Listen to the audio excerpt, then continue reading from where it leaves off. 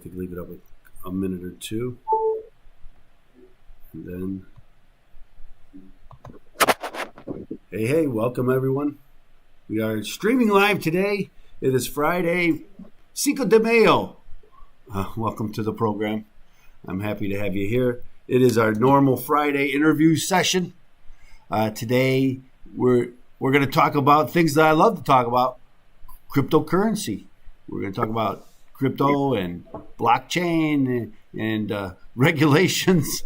I know everybody loves to talk about regulations, but that's what. But we're going to be joined by a friend of the show, and his name is Dave Guttman. Welcome to the program, Dave. Thanks for having me back. Great to see you. Great. Can you hear me? I know last time we talked, you were working here for a Chicago company, CoinFlip.tech, who's a friend of the show also. So, but now you're working somewhere else. First, Dave, tell people who you are and what you do. Sure. My name's Dave Guttman, and I'm the Chief Operating Officer at a company called CryptoFi.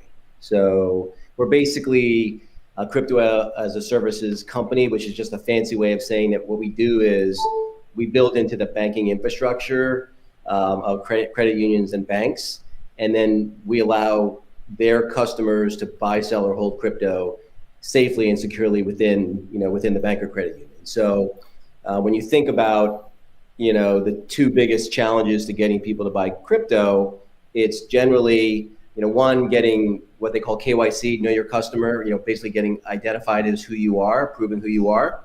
That can be a real headache on some of the exchanges.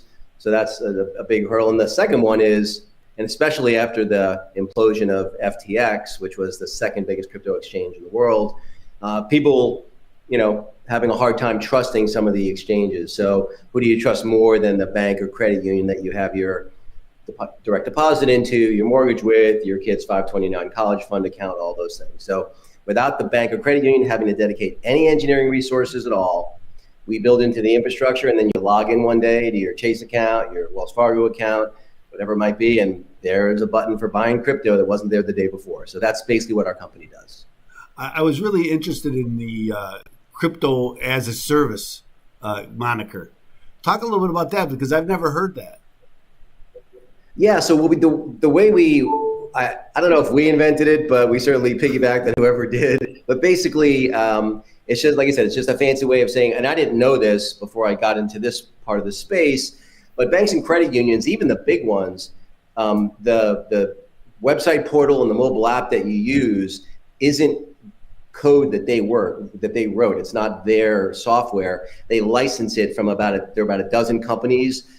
You got names you might not have heard of: Q2, Banno, Jack Henry, Alchemy, companies like that, and CU Answers. And they build these platforms. And if you build into those platforms, so like CU Answers is an example, they have about 400 credit unions on their platform. Once we built into their platform, any one of those 400 credit unions can basically turn us on like a switch. So without them, so that's why it's called crypto as a service. We basically are just a technology layer that builds into the banking systems they already have, and we just basically enable the capabilities, if you will, to buy, sell, and hold crypto. Well, I thought that was an interesting moniker. Again, I had never heard of it. I think I read a lot about this stuff, and I had never heard that, but it makes perfect sense. Talk a little about. I was interested in blockchain. So before we go into what you do, because it's new. Everything's new under the sun, but old, isn't that right? I mean, it's like it's just a new commodity, and people are trying to think it's all brand new, but there's things that we've always done with financial instruments that can be done with crypto. Is that right? Yeah, the way to think about it is it's just a new asset class, right? So you've got equities, you've got bonds, you can hold precious metals like gold or platinum, and crypto is ultimately just another asset class, right? And most of those existing asset classes you can access now, through, your Schwab account or whatever, and actually a lot of banks and credit unions now are enabling you to buy and sell securities within their ecosystems as well. So this is just another way to expose another asset class that people are less familiar with. Because when you think about it, I think the rough number is around 20% of Americans own crypto, but most of those folks are the ones that tend to be more tech savvy and more finance savvy, right? Because it's, again, not really for the faint of heart. If you're going on an exchange using what they call a non-custodial wallet, and I know you wanted to talk a little bit about blockchain more specifically and not just crypto, and I thought that's an interesting way to sort of have that conversation. Most people don't realize it, but when you're dealing with your bank account, that effectively is what they call a custodial wallet, right? So I have I do my primary banking at Wells Fargo. The only way I can get more than $2,000 cash out of my Wells Fargo account is to go into a branch with a gun and a note. And so that's the challenge. While it's technically my money, Wells Fargo in this example is the custodian, and they are controlling access to my money. Same thing would happen with Silicon Valley Bank and all these other bank failures. If a whole bunch of people try to take their deposits out at the same time, that creates a real problem, right? And so the custodian controls access, and they do that in a bunch of different ways. Everything from how much cash can I take out in an ATM, how big of a check can I cash in a branch, all those kinds of things. They're going to control to some extent access to, even though it's technically your money, they're the custodian. And so crypto is no different. There are two different ways you can hold crypto. You can do it through a custodian, like FTX was a custodian, Coinbase is a custodian, all these exchanges are custodians. And again, so for instance, if I sell a bunch of crypto on Coinbase, I can't just immediately withdraw that to my bank account. There's usually a 3 to 5 day period before I can move those funds, right? So in a custodial account, you have a little bit less control, but you also have less complexity. And that's the solution that CryptoFi is trying to solve. I mean, our tagline is helping CryptoFi the world. We want to try to give access to as many people as we can. In fact, I do want to make one small caveat because it's something I'm kind of excited about. We're going to be launching a first of its kind free Bitcoin rewards program. So the way it'll work is if you happen to be fortunate enough to bank with one of the banks or credit unions that we're built into, you'll be able to register your credit or debit card.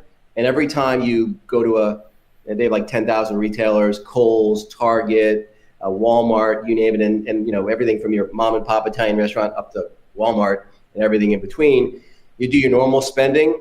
You log into your account, there's $45 in Bitcoin you never even bought. It just showed up one day because you've got this rewards program. So the beauty of that is it's going to allow a bunch of people that otherwise wouldn't put their toe in the water with crypto and allow them to do it in a way that's completely risk-free because they're getting this crypto for free basically. And so no harm, no foul. If they were to lose it, it didn't cost them anything. And we're doing that through a partnership with a cool company out west in the Silicon Valley area called EvoShare. So excited about that. But that is exciting. One of the things I want to talk about is you talk about SFX and the trouble and the danger and the risk that's involved in putting it in a company like that. But I always point to look at the banks that are failing, right? There's always risk at all these custodial, no matter what they're holding for you. Would you agree with that? Well, you hit the nail on the head because at the end of the day, any custodial solution, doesn't matter whether it's a crypto exchange or a bank like Silicon Valley Bank or any of the other, I mean, we've had 3 of the biggest bank failures in our country's history in the last 6 months. So there is no guarantee, with the exception. The beauty is crypto in a non-custodial solution basically gives you complete control. And so the non-custodial equivalent of a bank account would be money under your mattress, right? Yeah. So now the problem is, if someone comes into your house and picks up your mattress, they have all your money, right? The beauty is with crypto, you have that same, in a non-custodial, crypto wallet, gives you the same control as having the access of that cash under your mattress without the risk, because you control it and there's a lot of security. If you do it properly, it's unhackable. So anyway, it's I think that for most people, you need to have at least some of your net worth in crypto, because look at the interest rates. People are talking about inflation being whatever 7-8%. I went to one of those dine-in movie theaters with my fiance a couple weeks ago. No alcohol. It was $120 for us to have snacks and a movie. So I don't know where that number comes from, but I think it's more like 15 or 20%.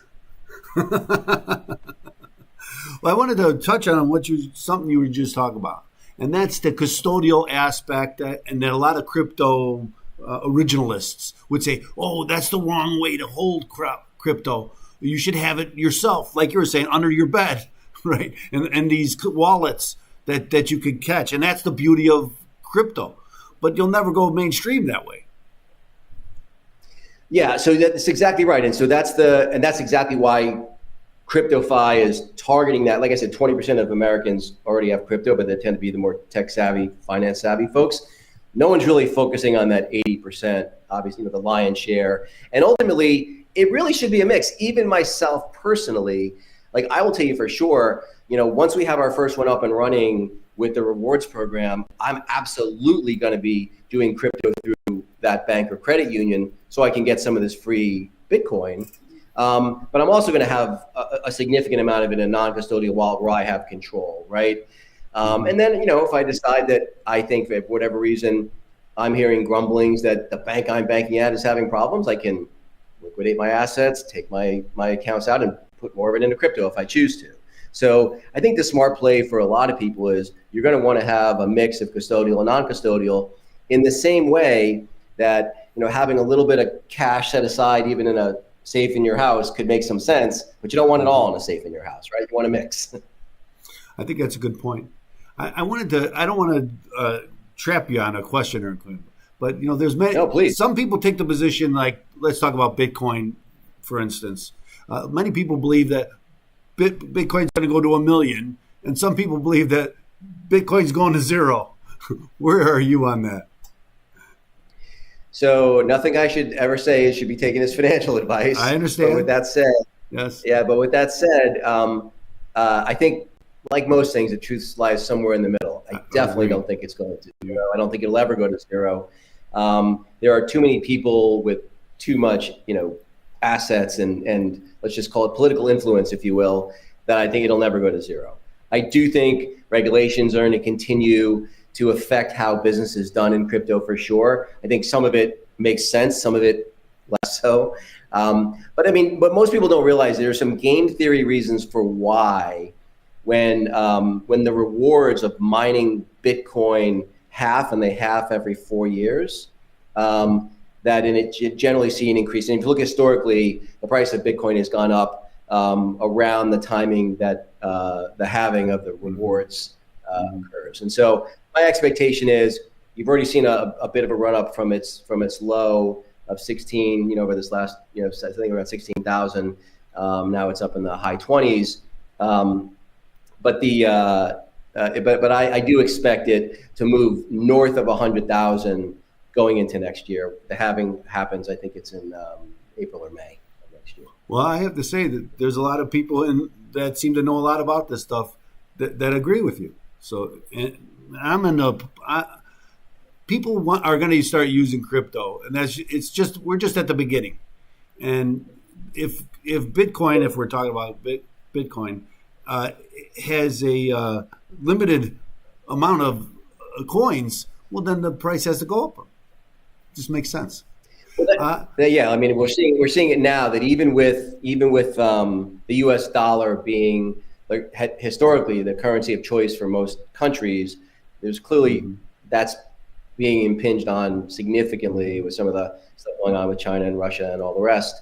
And ultimately, let me interrupt you right there, because we're talking about the SEC and other regulations coming from the federal government and the federal government's position on crypto, and we'll talk a little bit about the centralized coins in just a minute. But talk a little bit about that. Do you think that the regulations are going to help or hurt? Are they going to push people your companies like companies like yours offshore, or how do you see it working out? I mean, honestly, I have to say, in this political environment, it is hard to predict. With that being said, I think that there are only two possibilities. One possibility is that they impose regulations that are nonsensical and they push all the crypto innovation out of the US. And I think that would be disastrous from an economic development standpoint. And I don't think that's what will happen. I think the much more likely scenario is cooler heads prevail. There's some smart regulations that are put in place. I mean, quite frankly, like you made this point before, which is, you could say, well, look what happened to FTX. Look what happened to these giant banks. Exactly. Right. So, they're supposedly highly regulated. Well, I mean, they didn't even, my understanding was Silicon Valley Bank didn't have a chief risk officer for the last 9 months, before they imploded. So someone's not, minding the store for sure. So I think like anything, the exceptions can make the rule, but I think cooler heads will prevail. I think there'll be more, common sense regulations that will actually help companies like ours. Because right now, we're actually making great traction in the credit union space, where some of the folks in the regulatory environment have come out in support of crypto within the credit union space. They're trying to innovate. The banks, have slammed the brakes on it because they're waiting for some of the regulation to come down the pike. So that's already affected our business so much. We're seeing great traction on the credit union side and less so on the banking side. Well, I follow the SEC fairly closely on this, and I just see the government really cracking down on crypto for the reason I think that they want to go with the centralized digital coin. And I know that, talk a little bit about the difference, this public digital coin and the centralized digital coin. Talk a little bit about that. So people talk about blockchain. Yeah, people talk about blockchain, but there really are two different flavors. There's more than two, but there's two, really significant realms of differentiation. One is what's a public blockchain. So like Bitcoin is a public blockchain. That means I can see all the way back since the first transaction, I think it was 2009, every single transaction and a copy of the ledger of every transaction, since Bitcoin was created. It is immutable. It cannot be changed. It can't be messed with. And it's completely public and available. In fact, it's funny, people always talk about people using crypto for, nefarious purposes. The reality is, what they usually catch these folks that do, crypto blackmail, the way they catch them is as soon as they try to offload any of the crypto, because I can have $1 billion in Bitcoin, but if I don't have any way to off-ramp it to, cash or a bank account or something like that, it's of no use to me, right? So that's how they always get busted. And the difference is, unlike banking transactions that can be obfuscated in a million ways, on a public blockchain, you can never obfuscate it. And that's how they always catch these guys. They try to offload it. They know what wallet was involved in the scam, and that's how they get busted. So that's a public blockchain. A private blockchain, which is what the central bank digital currencies, the CBDCs they call them, are based on. Those are closed, and the reality is that should frighten people a little bit, because although I do think there is one really smart use case for central bank digital currencies that I think make a lot of sense. I forget the number, but I think when you look at social welfare programs, I think they estimated the annual fraud in the, I think it was over $1 trillion a year, some crazy number of fraud per year. And if you had all social welfare, transactions, if you will, done through a central bank digital currency, you could virtually eliminate 100% of fraud. So the idea would be, and this is both the good and the bad, right? If the government controls it, they can control how you spend it. So if I was given money by the government, and I'm supposed to use that money for my housing, or I'm supposed to use that money for food, then they'd make it so that I couldn't use it to spend it on cigarettes or alcohol or whatever. And I couldn't use the money for my housing to buy something frivolous if I wanted to. You'd have to spend it in the way it was intended. And again, it would all be 100% auditable and traceable and all of that. So I think that's one use case where it makes sense. But where it gets scary is if all currency was done that way. Now, if the government doesn't want you to say buy a firearm, you make it so that you can't, use central bank digital currency to buy a firearm. You don't necessarily have to pass legislation. You just turn it off, and that's a little scary. And in fact, I think in Europe, in the EU, they're talking about limiting the amount people can do cash transactions to $1,000 or less, and using central bank digital currency for everything greater than that. And that kind of government control gets a little scary, I think. Well, I agree. We could just look up in Canada during the trucker strike and what happened up there. What's going on, Great as example. you mentioned earlier, about the American dollar and using the American as a political weapon, and it's backfiring on us, as we find out in Russia and all across the world, because you're taking away the freedom of that money. And if our government can control it, then people don't want to have that money. Exactly. I wanted to talk. I don't know how much you're paying attention to AI. Are you following this? Actually. Okay. Yeah. In fact, believe it or not, my original college degree in the '80s was in computer science, and my concentration was in artificial intelligence. So it's been a personal interest in me for a long time. Okay, so I wanted to tie this because I've been looking at these stories now about blockchain and AI and the combination of the two, and how that might strengthen a lot of different industries. Can you talk a little bit about that?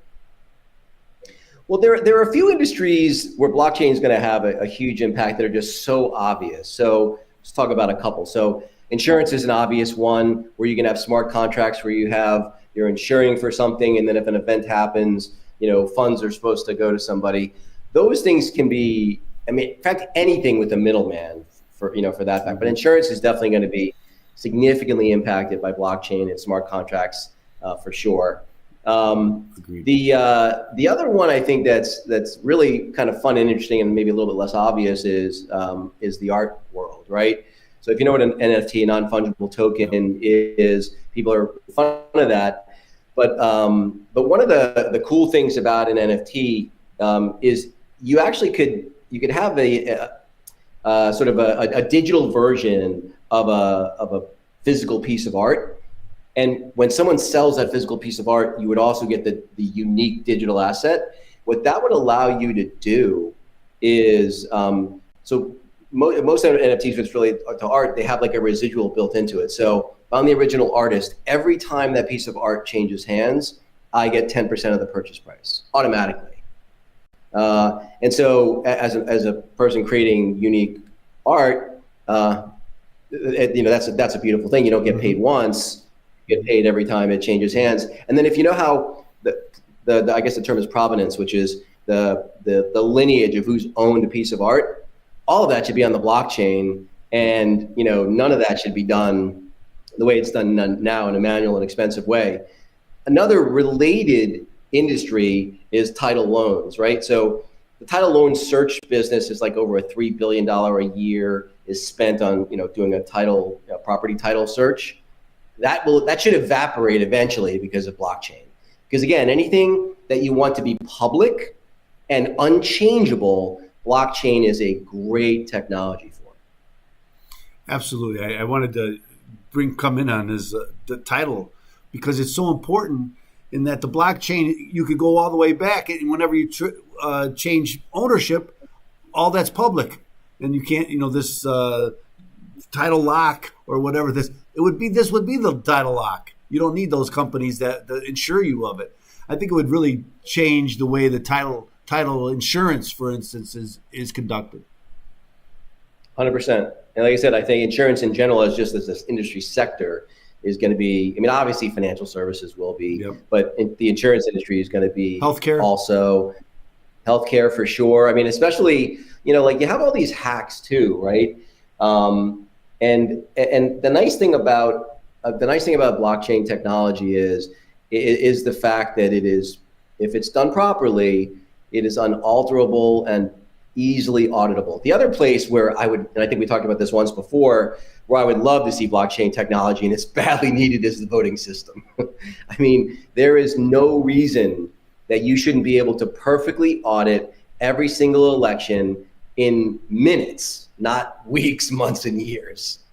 So, absolutely agreed. Last time we met, Dave, you and I talked about that.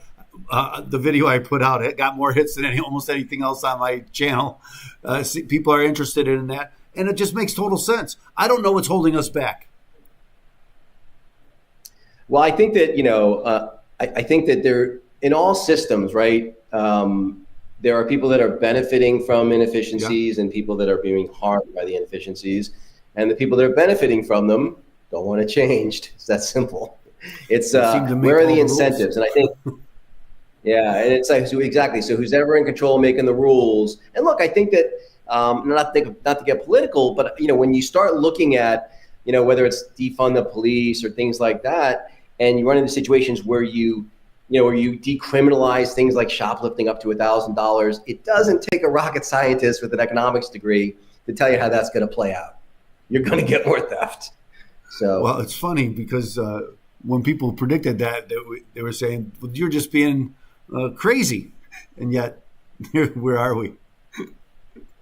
Yeah, I think the rule of thumb now is if you want to know what's true, just pick last month's conspiracy theory and it'll be next month's truth. I think that's what the pandemic taught us, right? Is that just because someone says something's true doesn't mean it's true. And it's really exposed the hypocrisy, I think, on both sides. My own opinion. I'm my own agreement. Yeah. Now you mentioned that you were the computer and you're interested in AI. We're 100 days in the Chat GPT. Can you talk a little bit about that? And again, if you could combine it with blockchain, because I'm really interested in this combination, because these two things alone are going to change the world, but together it could be an unstoppable force. Yeah. So when I was studying artificial intelligence in the late 80s. Dating myself a little, the best you could do for a neurological standpoint in terms of trying to simulate the brain of a being was like an insect, right? And I've stayed on top of what's going on in AI to some extent, throughout the years. But even I am absolutely stunned by how good the artificial intelligence is. I saw this thing about a month ago. It was a movie short, 15-minute video short that was 100% generated by AI. And it was a little crude, but you could see how in like 3 to 5 years, you basically say, hey, make John Wick 9, and it'll just generate John Wick 9. Mm-hmm. It's a little scary. I haven't seen the crossover. I do think blockchain and AI are both going to change the world. I think in fact, I was having dinner with a doctor friend of mine a week or so ago, and I was saying, do you realize how AI is going to change your business? He's a brilliant cardiologist, but I'm like, imagine an AI tool that knew everything that the smartest cardiologist knew, the smartest neurologist, the smartest urologist, the smartest, every, medical specialty there is, all in one. Because that's one of the big problems with medicine is it's so siloed, right? Well, imagine you had a database that had the best thinking, and by the way, is consuming on a daily basis whatever the latest and greatest medical research was on every single topic. Every single day it's being updated, as opposed to a doctor that has to go to a conference twice a year and listen to a lecture, and maybe they remember it, maybe they don't.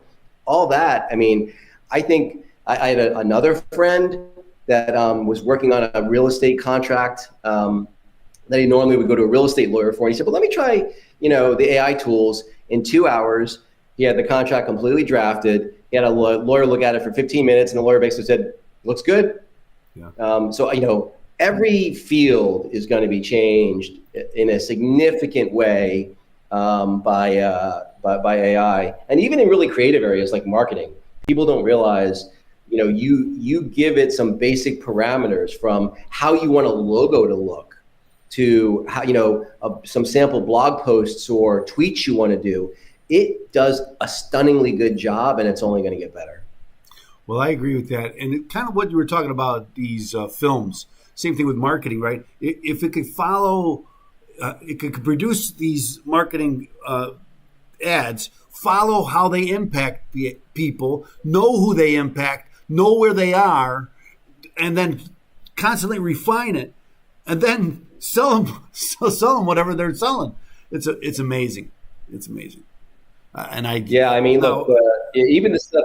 I think what's happened is it's been being used, behind the scenes, and I would rather at least be out there in the open, and I'd at least know I'm being manipulated instead of having it happen under the covers. I agree with that. Well, are you one of those that believe that AI is going to take over the world and take over mankind? I don't know, but it's a little scary. I think the jury's still out. I don't think people are as concerned as they should be. I mean, you hear some people like Elon Musk and others that are genuinely really worried about it, but I don't think people are as worried as they should be. Because the problem is, imagine, because if you've actually played with any of the chat tools yourself, some of them are programmed to be biased, right? Like if you ask it, does a cloth mask stop the spread of COVID? You'll get the biggest BS answer you've ever heard. And you're being lied to by an absolutely genius liar that will even sometimes reference things it knows are not accurate. But unless you check every single thing, which nobody has the time for, it's just going to be so easy to be lied to. And I hear stuff where, the deep fakes, you're going to get in a situation where you're going to need AI to tell you if something was generated with AI or not. I agree with that. And you talk about the deep fakes and manipulation and how people can be easily manipulated, and the deep fakes where they can put the person that you want right in front of you. And it's not that person. It's not even a person, right? Give it the voice that you want, the look you want, the personality you want, and it's fake, but it's. I had one of the guys. So in addition to our core business, which is the building into the banking infrastructures, we also have a trade desk where we basically do like white glove service for high net worth people that want someone to hold their hand and help them get crypto into a non-custodial wallet, so they have control over it. And anyway, so we had this giant trade, and one of the guys on my trading team had Joe Biden's voice say something, but it was him speaking. But it was Joe Biden's voice. It was freaky how good it was. Yeah, it's amazing. So, and you can't tell the difference. And I don't know. You say, well, where are we on that? I think we're there, but we just don't know it. Yeah, and it's going to get worse. Like I said, it's going to get better and better. And so another thing I saw that was scary was there was, I guess someone was working on an article and they said, can you give me some examples of college law or of law professors that have been accused of sexual misconduct? And there was a reference to this conservative lawyer, Jonathan Turley, who's on Fox sometimes. But he's a pretty in the middle kind of guy. Yeah, kind of an in the middle kind of guy.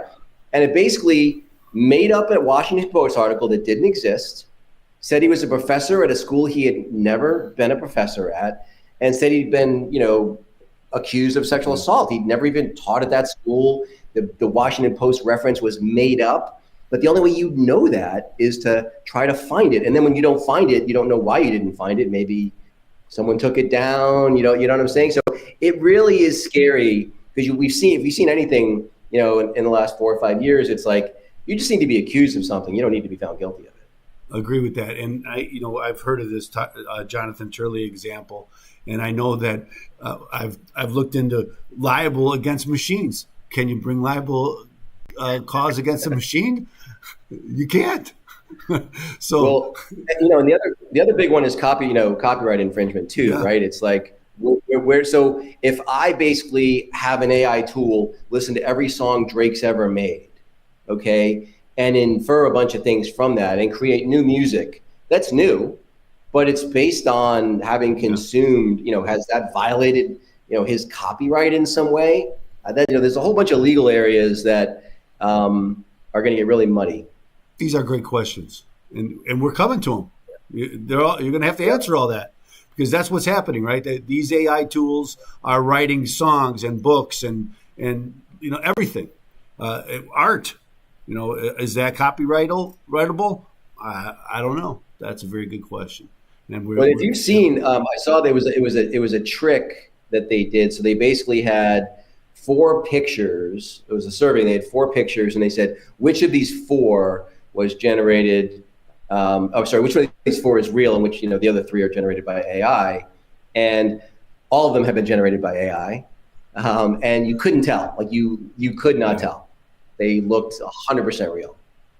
I don't know if you saw the story today about Steve Wozniak from Apple, who said something, took a swipe at Elon Musk and said, where AI can really kill people is in my Tesla. Because I just thought that was funny. Well, yeah. you mentioned a little bit about your trading desk. Talk a little bit about that, about what your company is doing. Yeah, so so like I said, our main business really is building into digital banking platforms and enabling people to have crypto. But we also do have this trade desk. We call it on-demand trading, that allows anyone who wants to.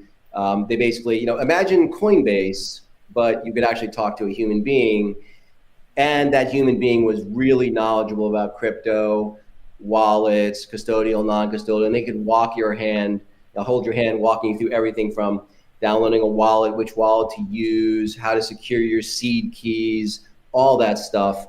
And again, we tend to be dealing with people that are a little bit less sophisticated, though quite wealthy.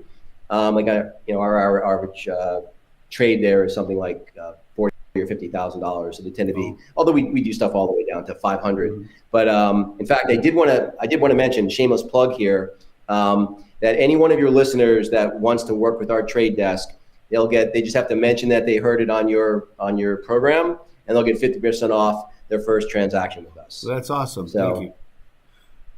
I wanted to, before I let you go, first, I think all this technology stuff is one of my favorite things to talk about. So I thank you for that.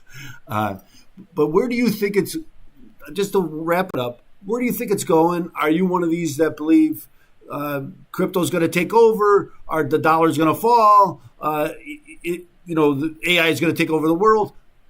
Just talk a little bit about what you think the future in the next 5 years, because that's at the last 100 days of ChatGPT showed us things can change pretty quickly. The ground is shifting underneath our feet for sure. I think the AI future is much harder to predict, and I don't have a strong opinion there, just because, like you said, it is changing so quickly. And I mean, I was talking to a friend of mine that had a degree in architecture. They're actually an artist, not an architect, but I was saying, you could literally give an AI tool the parameters and say, I want you to design 1,000 different 50-story buildings with, these, 20 parameters. And in an hour, it could generate complete, diagrams for 1,000 buildings that would take an architect multiple lifetimes to do, and it could do it in an hour, right? And in a way that that people really underestimate. So I think the AI stuff is much harder to predict. The crypto stuff, I think, is a little bit easier in that I don't think that crypto is going to replace fiat currency, cash, anytime soon. Certainly not in the next 20 years, and certainly not worldwide. I do think it'll become a bigger and bigger part of the financial ecosystem. I think blockchain is going to infiltrate all aspects of the financial services sector. But I think the watershed moment is going to be once there's an easy way for people to use their crypto inexpensively for transactions. So if tomorrow Amazon accepted Bitcoin, like that would change everything, right? So I think that that's going to be the next watershed moment when it will be game changing, is once there's a little bit of easier way for people to transact with their crypto. There's a lot of things happening in that space. I think in the next 2 to 4 years, there will be easy ways for people to spend their crypto in a cost-effective way without all kinds of weird tax headaches and stuff like that. I think once that happens, I think within 5 years, it's not going to be 20% of Americans. It's going to be more like 40 or 50%. Well, you kind of beat me to my next question because I was going to ask you about that. Is crypto a store of value or a means of trade, right? And I think right now it's primarily. Go ahead. Yeah, primarily now it really is a long-term store of value at the moment. Primarily, right? It can be used transactionally. It is used transactionally, but I would say, if you were just going to put rough numbers on it, probably, less than 10% of crypto is used for transactions, and the other two, probably around 30%, are used for remittances. So basically, it's a less expensive way to send money than Western Union or MoneyGram. That's a big sector. And then, the other one is a long-term store of value.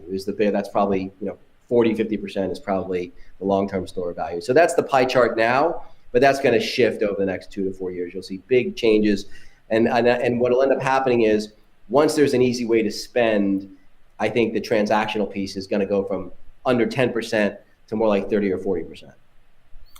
Well, I agree with that. I always look at El Salvador, right, and how they tried to hurry it along both with transactional and the other third that you talked about, and that's going through international trade, so they don't have to send it through Western Union. And I'm kind of disappointed in what happened. I'm sure that they are too, since they were buying at the top of the market. But things will change. It was funny, because I was recently down. I spent a month down in Ecuador, and I didn't know before I went that the dollar is their currency, the U.S. dollar. So you transact in their currency, and so I think that it's hard for smaller ecosystems, to do something a one-off like that. I think it's going to require something in the mainstream, to allow sort of broad use of crypto for payments. And then I think you'll see a seismic shift at that point. Well, I agree. Well, I want to thank you for your time. Dave, do you have something else you want to tell us where people can find us? Yeah. So basically CryptoFi, just like it sounds, CryptoFi.tech, TECH, is our website. And for anyone who wants that is interested in our trade desk, they could either email us at ODT for on-demand trading, ODT@CryptoFi.tech, or call us at 888-573-4642. And like I said, 50% off your first trade for anyone who just mentions your show. Well, thank you so much. Thanks for joining us. We'll have to get you on again soon. You're talking about all my favorite stuff. So if you were just a lawyer, you'd be the perfect guest. I appreciate that. Thanks so much for joining us, Dave. And we'll see you next time. Thanks, Steve.